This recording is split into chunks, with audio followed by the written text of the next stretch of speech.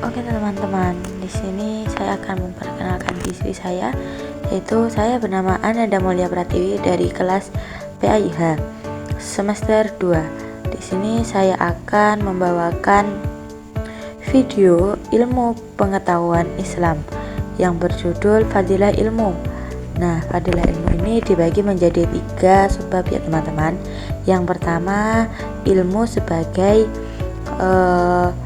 penghias bagi ahli ilmu, yaitu seperti yang kita diajarkan pada saat kita kecil, yaitu talabul ilmi faridatun ala kulli muslimin wal muslimat, yang artinya menuntut ilmu itu wajib dan harus dilakukan untuk atau oleh setiap muslim. Nah, secara etimologi, kata ilmu ini berasal dari bahasa Arab, bentuk masdar dari kata alima ya'lamu ilman yang berarti pengetahuan. Ilmu adalah pengetahuan mengenai suatu bidang tertentu menggunakan metode pembelajaran tertentu untuk menerapkan sistem pengetahuan tertentu.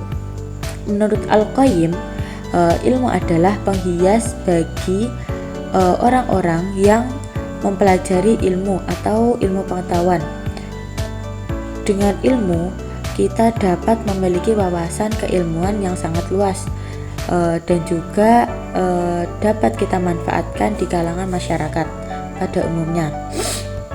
Yang selanjutnya, ilmu juga dapat ditinjau dari beberapa aspek, seperti ilmu sebagai peningkat diri, ilmu sebagai ekspresi diri, ilmu sebagai alat kebaikan, dan juga ilmu sebagai kebatasan metafora.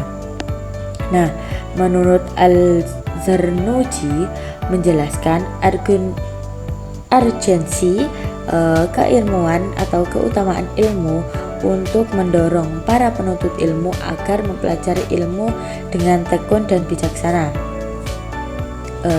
Yang selanjutnya, ahli ilmu akan hidup selamanya. Nah, kita dijelaskan pada surat At-Taubah ayat 122 yang menjelaskan tentang bagaimana pentingnya ilmu dalam kehidupan manusia agar manusia dapat membedakan mana yang baik dengan mana yang buruk.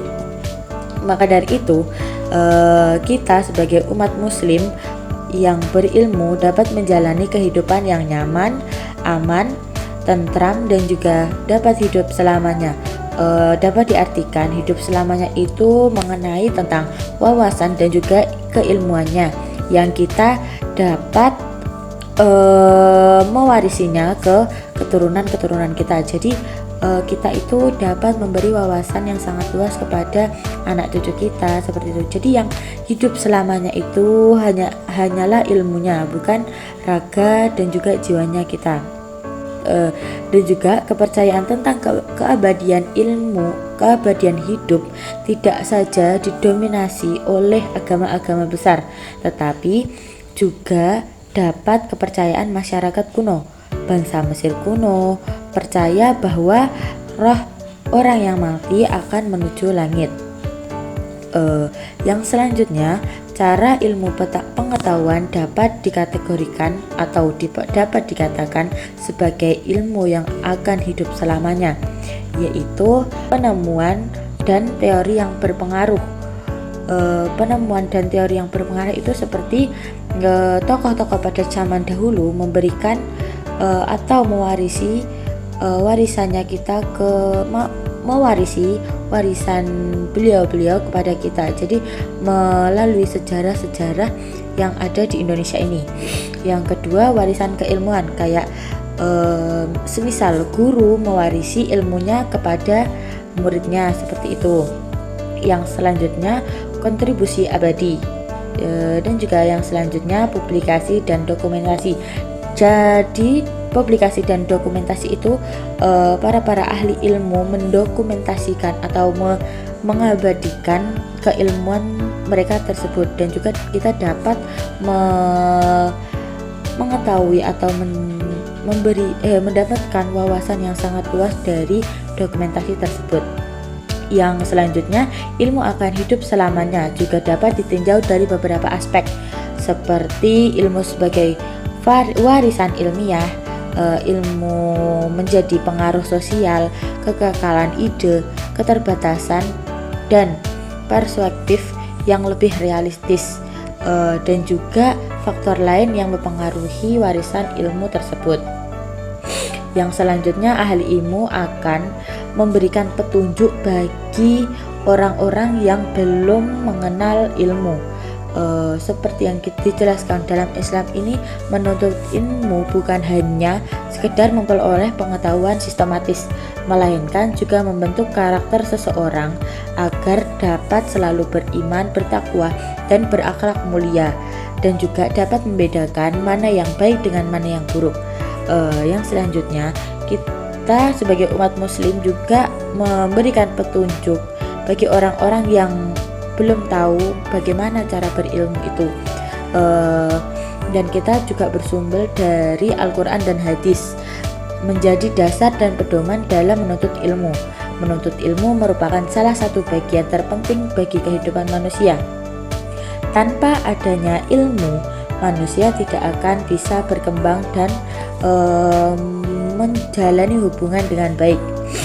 Yang selanjutnya, dalam Islam, seorang yang berilmu mendapatkan derajat yang tinggi di dunia maupun di akhirat, sebagaimana yang dijelaskan pada surat Al-Mujadilah ayat 11 dan juga At-Taubah ayat 122. Ilmu dianggap sebagai jalan menuju kehidupan yang nyaman dan juga abadi. Dalam maknanya, yaitu ilmu terus dikenang seumur hidup dan juga sepanjang masa.